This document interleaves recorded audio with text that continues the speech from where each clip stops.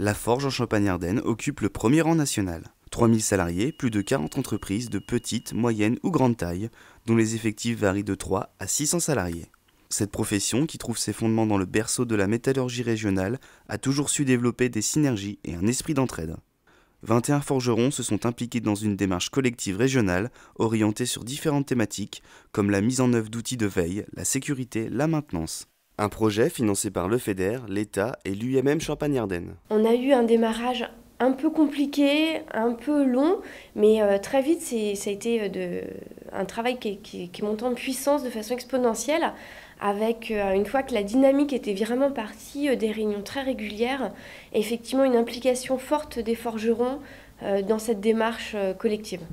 Enfin, il y a plusieurs intérêts. Il y a la première, c'est une meilleure visibilité des forges de la région, des métiers, changer l'image que le grand public peut avoir des forges, ou tout simplement donner une image, puisqu'aujourd'hui, quand on parle forge, on n'imagine pas forcément le monde industriel qu'il y a derrière et les techniques. Et pouvoir apporter en plus, via cette visibilité, des marchés aux entreprises, ça ne peut être que bénéfique. L'entreprise Stevnin-Olvo à Haute-Rivière emploie plus de 100 salariés. Son dirigeant matérialise déjà les premiers bienfaits de son adhésion au plan Forge. La présentation qui nous a été faite était particulièrement attractive, donc nous avons décidé d'y adhérer. Bon, d'autant plus que finalement on a tous la même problématique, du petit forgeron au gros forgeron, on a les mêmes soucis.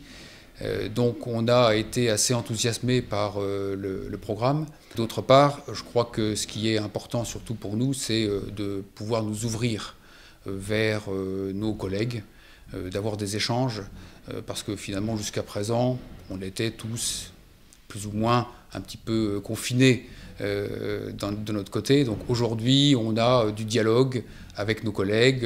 C'est pas pour ça qu'on va révéler nos petits secrets, mais en tout cas, on sait échanger sur des thèmes qui nous sont communs. Plusieurs groupes de travail, encadrés par des experts, ont été créés dans différents domaines, dont la veille technologique et concurrentielle, la veille réglementaire, puis la sécurité et la maintenance. Au niveau de la maintenance, on a constaté qu'on avait de gros soucis dans l'entreprise, et un gros travail à fournir pour avoir une structuration du processus qui soit très saine. Et cet apport du groupe de travail nous a permis de faire un audit de notre système, un diagnostic individuel par un organisme très compétent, d'en tirer des pistes de progrès diverses et variées, et ont même servi à réorganiser notre processus en interne et notre organisation hiérarchique. La partie sécurité nous a été vraiment très intéressante. Ça nous a permis de nous conforter sur des points qui nous semblaient bien acquis chez nous. Je dirais quelques petites remarques sur des points où on était un petit peu plus léger. Donc je pense que là c'était très intéressant. Moi, je suis heureux que ça soit fait parce que maintenant il faut passer à l'étape supérieure, c'est-à-dire à la formation. La formation et la sensibilisation des différentes personnes pour pouvoir dispenser la sécurité au sein de notre entreprise. À Nogent, en Haute-Marne, l'entreprise Marle emploie 455 salariés. Leader mondial de la prothèse orthopédique, cette société s'est instantanément impliquée dans la démarche, mettant son expérience au service des plus petites entreprises. Les bénéfices, pour moi, ils sont déjà assez nombreux. Dans un groupe de travail auquel moi je participe, donc tout ce qui est plus sur la veille technologique et concurrentielle, où là, on est, je pense, très souvent dépourvu d'outils de veille technologique et concurrentielle.